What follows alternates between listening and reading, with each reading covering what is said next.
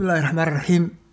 Dagaalka ugu badan ee lagu hayaa waa dagaalka maskaxda. Maskaxdaaduna waxay u baahan tahay inaad difaacdo. Si aad u difaacaysana waxa weeye in qofku foojignaado. Yuhuudi waxay bilowday intaasoo milyan inay ku bixiso magacooda si ay dib ugu soo qaadi lahaayeen. Waxa ay isticmaalayaan waa saddex wax: idaacadaha, dugsiyada iyo aflaanta. Marka iska jir BBC da laanta af Soomaaliga, Voice of America laanta af Soomaaliga, Codka Bariga Afrika, Universal TV-ga, Home Cable Hargeysa ka soo baxa, Somaliland Net.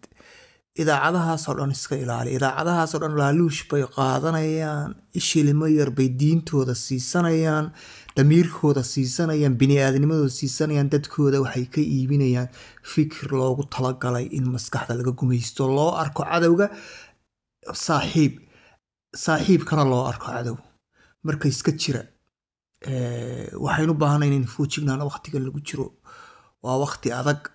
Waxaynu u baahanayn in la socono adduunku halkuu marayo. Taasina waxay ku imanaysaa inaan isweydiino waar waxaanu qofkan ii sheegayo WhatsApp-kan ku sii tuurayo ama Telegram-kan ku sii tuurayo ma waxaan anigu xaqiijiyeyba. Dad badan ba waxay ku soo tuurayaan wax hadaad daba gasho aad ogaanaysa inay been tahay. Iska jira, is ilaaliya.